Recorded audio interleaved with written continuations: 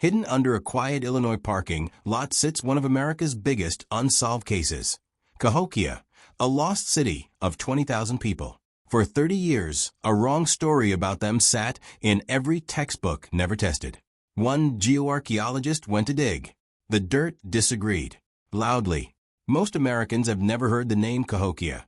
Even though at its peak around the year 1100, nearly 20,000 people lived in this Mississippi River floodplain city, less than 10 miles from downtown St. Louis and right across from the Gateway Arch. The city spread across roughly 6 square miles, built almost entirely from dirt. No stone, no brick, just earth carried basket by basket, packed and layered over generations into more than 120 earthen mounds. The biggest mound, now called Monk's Mound, went up in at least 14 separate stages and still rises about 100 feet into the sky. Its base covers more ground than the Great Pyramid of Giza. In front of it once stretched the Grand Plaza, a leveled public space large enough to hold the whole city for ceremonies. Nearby stood Woodhenge, a ring of massive wooden posts aligned to track the solstices with startling precision. For a city built before the wheel, before horses, before iron tools, that kind of engineering should stop you cold. Cahokia rivaled London in population at the same moment in history. It was the largest settlement north of Mexico, and by some counts, the largest city on this continent before the 20th century. It anchored a wider network of connected precincts at East St. Louis, at St. Louis itself, at Mitchell and Pulcher, threaded by thousands of smaller farming hamlets across the floodplain. Some archaeologists place the population of Greater Cahokia, counting every precinct, as high as 30,000. That is a modern city sitting in the American Midwest 4 centuries before the United States existed, complete with neighborhoods, suburbs, and satellite towns spread across a river valley most Americans drive past without a second glance. Picture the labor. Tens of thousands of basket loads of dirt, carried by hand, packed down, layered again across generations of workers who would never see the mound finished in their own lifetime. Archaeologist Timothy Pocketat, who has spent decades on the site, calls Cahokia nothing less than ancient America's great city on the Mississippi. The world eventually noticed. In 1964, the federal government named it a National Historic Landmark. In 1982, UNESCO placed Cahokia Mounds on its World Heritage List, one of only a handful of American sites to earn that designation. But that recognition came late, and it followed a much older, uglier mistake. For most of the 19th century, the dominant theory among American settlers, and even some scholars, was not that native people built these mounds at all. A vanished race was blamed instead. Vikings, a lost tribe of Israel, refugees from Mexico, anyone except the direct ancestors of the native nations the United States was actively displacing. It was a comfortable myth for the people telling it, because it let a country erase the achievements of the people it was pushing off their own land. That theory did not collapse until the 20th century, when careful excavation made it impossible to deny who had actually done the building. Cahokia had already survived one deeply wrong explanation, kept alive simply because it was convenient. The ecocide theory would turn out to be the second. Then sometime after 1200, the skyline started to empty. By around 1350, the mound stood mostly abandoned. By 1400, the Great Plaza was silent, the fires cold, the causeways unused, and grass was slowly reclaiming packed earth that had once carried thousands of footsteps every day. A city that took centuries to build was gone within a handful of generations. For a mystery of that scale, the accepted explanation should have been locked down tight and tested from every angle. It was not. For most of the last 30 years, one answer has filled almost every textbook, museum placard, and classroom slide, and almost nobody went back to confirm it was actually true. In 1993, researchers at Southern Illinois University, Edwardsville, proposed a theory that spread fast because it made intuitive sense. Building a city this size took wood, and a lot of it. Timber for construction, timber for a palisade wall around the ceremonial core, timber for cooking fires, feeding thousands of households day after day, year after year, for centuries.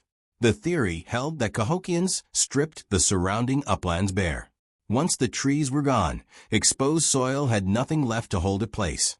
Rain hit the bare hillsides, washed straight down into the floodplain, and buried the very fields the city depended on to survive. Cahokia choked on its own success. The story became a cautionary tale repeated in books, documentaries, and lecture halls. A civilization so hungry for growth it wrecked the ground under its own feet. The kind of story that lets modern audiences feel smarter than the people who came before with plenty of things to say about it. It was clean, with a beginning, a middle, and a moral. It was also, as far as anyone could tell, a story nobody had actually tested with a shovel for almost 30 years. While that explanation hardened into consensus, other details sat quietly in the background, waiting for someone to ask why they refused to fit. In 1967, archaeologists opened a section of a low ridgetop earthwork, easy to overlook, next to the towering bulk of Monk's Mound, now known as Mound 72. What came out of the dirt still unsettles the people who study it. More than 270 individuals lay buried across a single location, layer stacked on layer, some in what looked like mass graves, others in unmistakable ceremonial arrangements. One burial held 2 men laid out on a raised platform of roughly 20,000 shell beads, deliberately shaped into the outline of a bird taking flight. The beads came from coastal trade networks hundreds of miles away. Archaeologists still call it the beaded burial, and it remains one of the most elaborate displays ever documented in ancient North America. Nearby, other burials showed patterns consistent with staged, ritualized death, including groups of individuals entombed together in ways that suggest sacrifice rather than natural loss. Their bodies were positioned with a precision that leaves little room for accident. This was not a quiet farming settlement. This was a city willing to turn mass death into political theater, staged in full view of its own population, to send a clear message about who held power and how far that power reached. Then came the teeth. Bone can be reworked by the body over a lifetime, but tooth enamel cannot. Once it finishes forming in childhood, it stays chemically frozen for as long as the tooth survives, sometimes 1,000 years underground. Researchers analyzing strontium isotopes locked inside that enamel, a fingerprint tied to the specific water and soil a person grew up drinking, found that a striking share of the people buried at Cahokia were not local at all. That isotope signature works like a tiny mineral passport nobody can forge or erase after the fact. In some published samples, close to 1/3 of tested individuals carried a strontium signature pointing somewhere outside the American bottom entirely. Broader reviews estimate that immigrants made up anywhere from 10 to 30% of the population across Greater Cahokia at its height.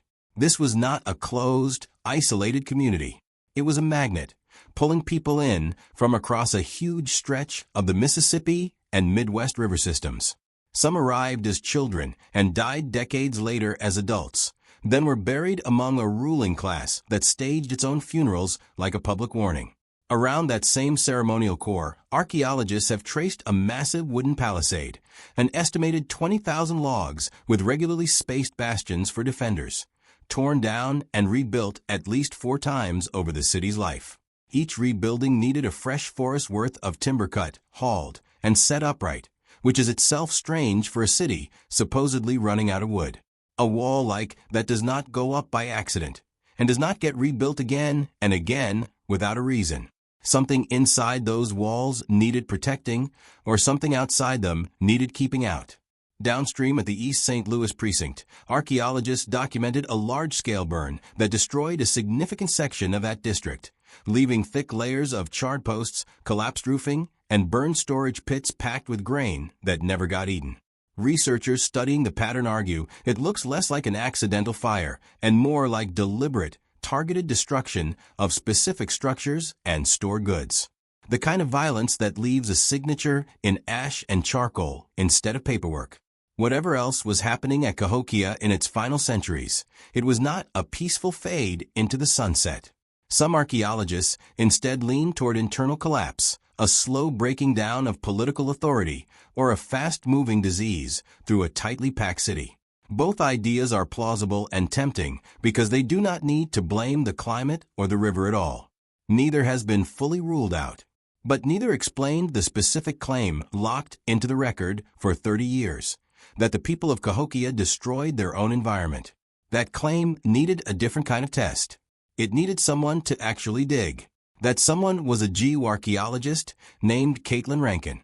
She grew up around heavy machinery, with a father who spent years operating it, and carried that same hands-on instinct into archaeology. If you want to know what really happened to a piece of ground, you do not read about it in someone else's book. You open it up and look for yourself. Between 2017 and 2018, her team did something almost embarrassingly simple. They dug directly into the floodplain around one of Cahokia's mounds and read the actual soil layers the theory rested on. If deforestation had triggered the kind of erosion the theory described, the layers should show it, a visible break, a sudden dump of washed-in sediment sitting on top of older undisturbed soil dated to the period when Cahokians were supposedly stripping their hillsides bare. She opened the ground and read it inch by inch, layer by layer. A flood layer looks different from a stable one. A slow accumulation of undisturbed soil looks different from a violent, rapid deposit of eroded sediment.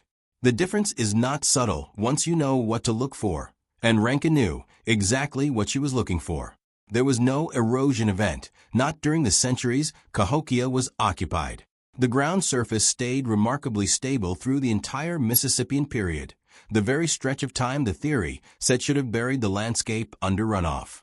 The first real disturbance to that soil did not show up until the 1800s, when industrial-era development finally reshaped the floodplain for good. The smoking gun the ecocide theory needed was simply not in the ground. It never had been. Somebody just needed to look. Rankin published the results in the journal Geoarchaeology in 2021, with colleagues Barrier and Horsley. Washington University's T.R. Kidder, who had worked the region for decades, pointed out the uncomfortable part. An idea can be treated as settled fact for 30 years without anyone testing it against the ground, simply because it sounds plausible enough that nobody thinks to check. Rankin had gone and checked, quietly dismantling one of American archaeology's most repeated explanations, using nothing more exotic than a shovel, a trowel, and careful attention to dirt most visitors walk straight past. That should have settled the mystery. It did not. It is worth asking honestly why a theory like that survives unchecked for 30 years in the first place. Part of the answer is how academic momentum works.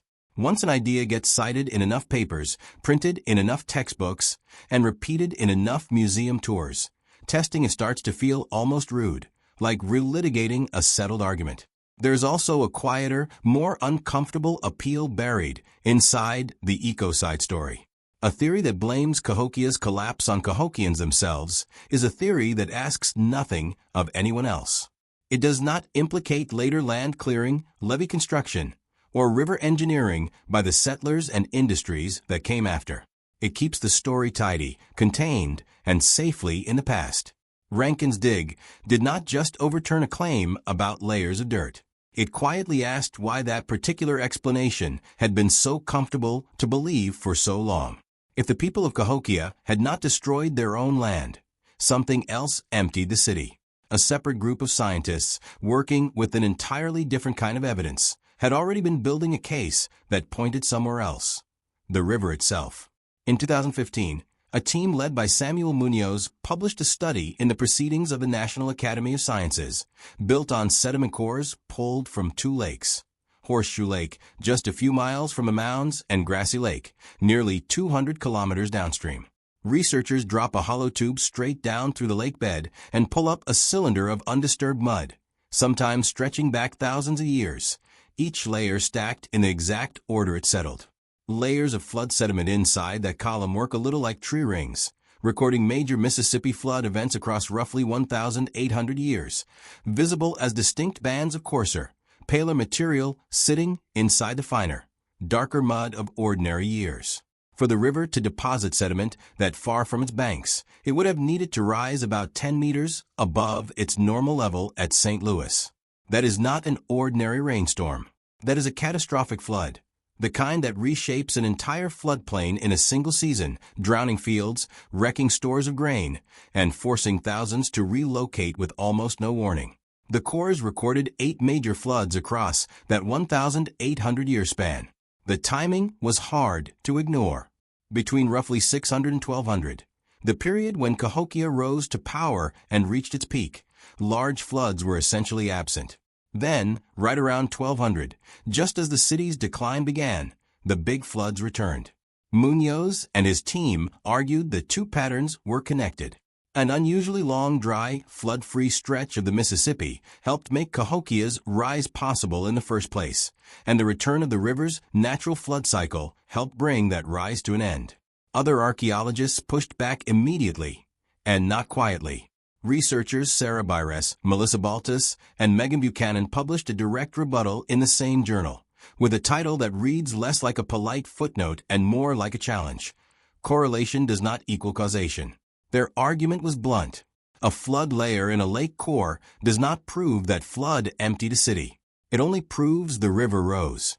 Their own excavation evidence, including work by Byres, had helped uncover linking the ceremonial core to outlying neighborhoods, suggested Cahokians had not fully abandoned the floodplain until well after the mid-1300s, decades later than the flood-driven timeline implied. Sections of the city were still being rebuilt and reoccupied during the very window Munoz framed as decline. If people were still living, building, and burying their dead in the floodplain after the supposed exodus, the flood could not have been the single decisive blow. Munoz's team replied that they had never claimed a single flood caused the collapse, only that conditions on the river had shifted at a suspicious moment. Correlation, while not proof on its own, is still exactly the kind of evidence a real investigation has to take seriously. The disagreement never fully resolved. It became part of the permanent record. Two respected teams staring at the same missing city and reaching two different verdicts in print, in the same journal, for anyone willing to read both papers back to back. Then a second line of evidence arrived, pointing at drought instead of flood. In 2019, a team led by A.J. White published a study using fecal stanols, chemical markers left in soil by human waste, which break down at predictable rates and accumulate in lake sediment in proportion to how many people were upstream. Researchers use them like a buried population thermometer, invisible to the naked eye, readable in a lab. Their data showed a shift toward drier, warmer seasonal conditions arriving around 1150. Decades before Cahokia's population began its steepest decline. 2 years later, a team led by Samuel Bird pulled an even longer climate record from Horseshoe Lake itself, using oxygen isotopes preserved in the sediment, a chemical signature that shifts depending on how much water evaporates versus falls as rain. They found conditions turning sharply more arid across the 1200s and into the 1300s, consistent with a punishing, extended drought layered directly on top of the flood problem, stretching across generations rather than a single bad season. Two invisible chemical signals pulled from the same lake mud, both pointing at the same uncomfortable decades. For a moment, that looked like an answer. Flood and drought arriving together, squeezing a city already stretched thin, its farmland caught between too much water and not enough. Then Rankin went back into the ground a second time and complicated her own field's newest theory. Working with botanist Natalie Mueller, Rankin examined the vegetation record preserved at Cahokia across that same drought window, publishing the results in 2024 in the journal The Holocene. Plant remains and pollen work like a botanical fingerprint of the landscape at any given moment, recording exactly which species were thriving or dying back. If a severe, sustained drought had wrecked Cahokia's crops the way the climate data implied, the record should show it clearly. A shift toward drought-tolerant prairie grasses crowding out the cornfields that fed the city, the botanical signature of failed harvests written straight into the soil. It did not happen. The vegetation stayed remarkably consistent straight through the supposed crisis years. No sudden takeover by hardier, thirstier plant species. No gap in cultivation the layers could point to. Mueller would later put it plainly. There was no sign of prairie grasses taking over. The exact signature you would expect if crop failure had been widespread across the growing seasons in question. The drought was real, recorded in the isotopes, undeniable in the climate record. On the ground, however, the city's fields, by every visible measure, did not collapse because of it. So now there are 3 tested layers of evidence, and none of them fully agree. The deforestation theory was tested and falsified, disproven in the exact ground it was supposed to be written into.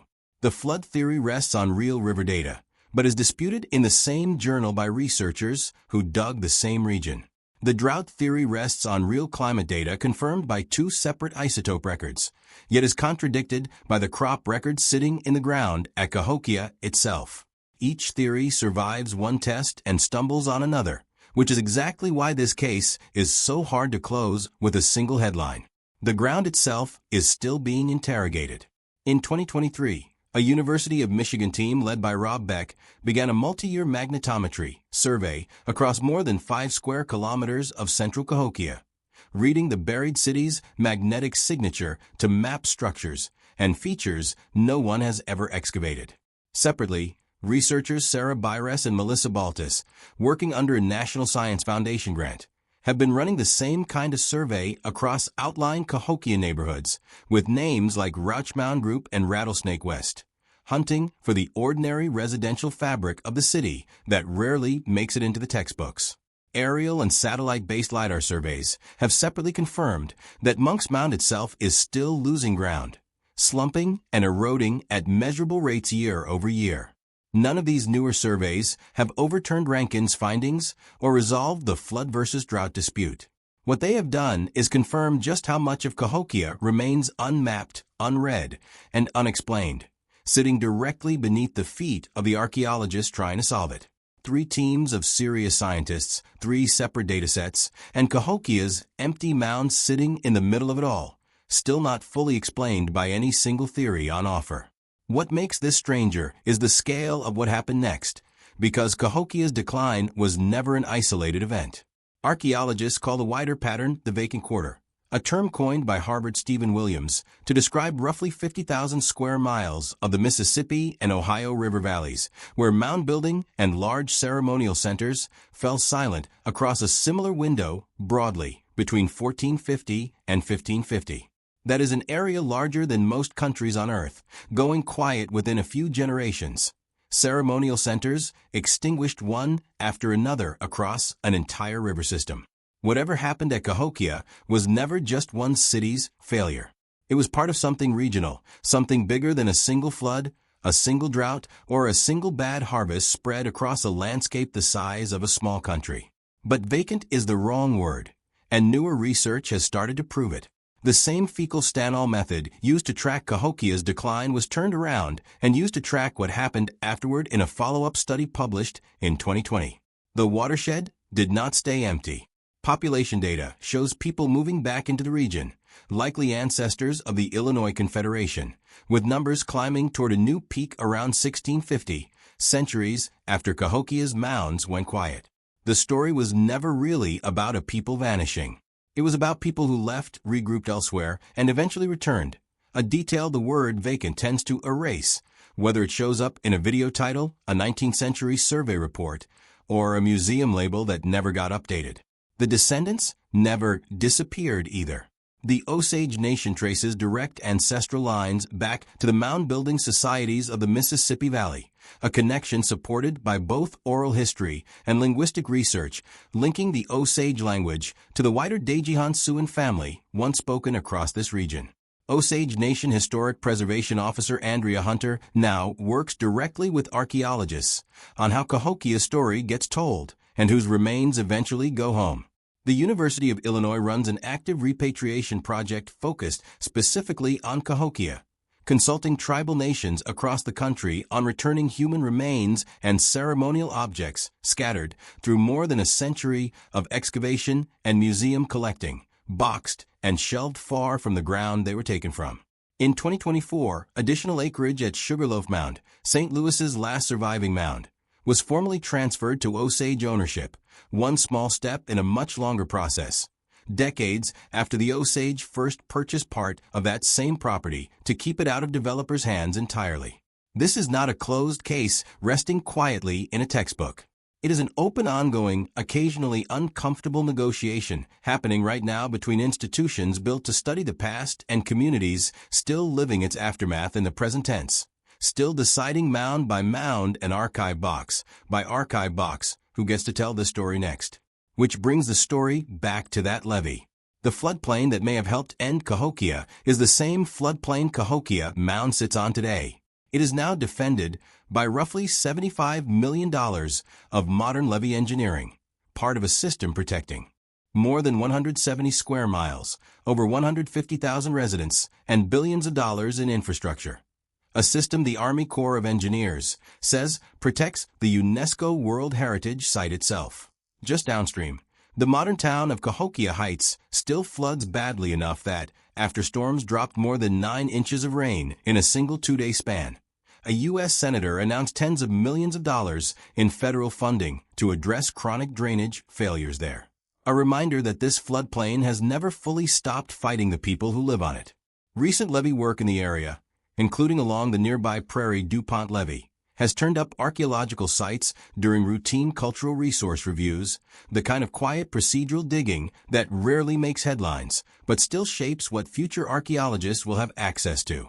So far, every one of those sites has been judged not significant enough to qualify for the National Register of Historic Places. None has produced the kind of decisive discovery that would finally close this case. That is worth saying plainly, because the honest version of this mystery is more unsettling than a tidy answer would be. Nobody has yet found the one piece of ground that explains everything. What the last decade of digging has actually produced is a slow, methodical dismantling of the explanation people were comfortable repeating, replaced by 3 competing, only partly compatible theories and a widening recognition that the people who built this city never fully left the story at all. Cahokia's Interpretive Center closed its doors in 2022 for renovations originally budgeted at around $5.5 million. By the time it finally reopened in June of 2026, delays and rising costs had pushed the real price closer to $12 million, for years behind schedule. Its exhibits, updated to reflect research that keeps shifting under archaeologists' feet, greeted visitors as they walked back through the door. Every new panel on that wall is, in a sense, a temporary answer, waiting for the next study to complicate it further. Monk's Mound still stands where it has stood for 9 centuries, still slowly eroding at its edges by a few measurable centimeters every year, still the largest earthwork north of Mexico, still, in the most literal sense, unfinished business. Somewhere beneath a modern Illinois levee, the ground that swallowed one theory is still holding on to the rest of its secrets. The soil disagreed with the story once already. Every test since has only widened the disagreement, layer by layer, study by study, one falsified theory at a time. Stand at the base of Monk's Mound today, and you are standing on top of one of the largest unsolved cases in American history, dressed up as a quiet state park with a gift shop in a parking lot. The levee holds the river back. The mound holds its answer back, too. And somewhere in that floodplain, under 100 feet of hand-carried earth and 8 centuries of silence, the next shovel is still waiting to ask the right question. The next answer is already buried in the dirt, waiting for the right question. Subscribe so you don't miss the day the soil finally explains what happened to Cahokia.